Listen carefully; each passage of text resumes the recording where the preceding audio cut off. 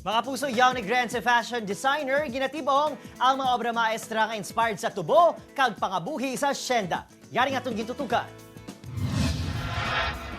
Hali sa Negros Occidental, nagdesisyon ang sadto 17 years old si James Larnell nga mag-unta sa kurso nga Mass Communication kag magsulod sa isa ka prestiyoso nga fashion school sa Manila ang gunatagan sa katumanan ang handom nga mangin isa ka fashion designer. Sa sulod lang sang 5 ka tuig, nakilala sini mga sikat nga ngalan sang fashion industry sa pungsod nga mas nagpasangkad sang iya creativity. Matapos ang malawig nga sakripisyo, balik probinsya ini, agud pa si Dunggan ang iyan na matan nga lugar. Sa pinakaunang ation, ipasundaig sang young artist ang abilidad sa high-end fashion.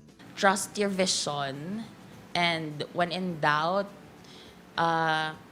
just pray. Tubo ang tema sa ginahaw ng virtual fashion show. Ipasalida man sini ang iya bersyon sang kabuhi sa mga syedero sa probinsya kag ang mga istorya pagi sa fashion. More of comparison ang akon nga inspiration sa bayo. So naghimo ko mga bayo nga inspired sa mga farmers, naghimo man ko bayo nga inspired sa mga syenderos.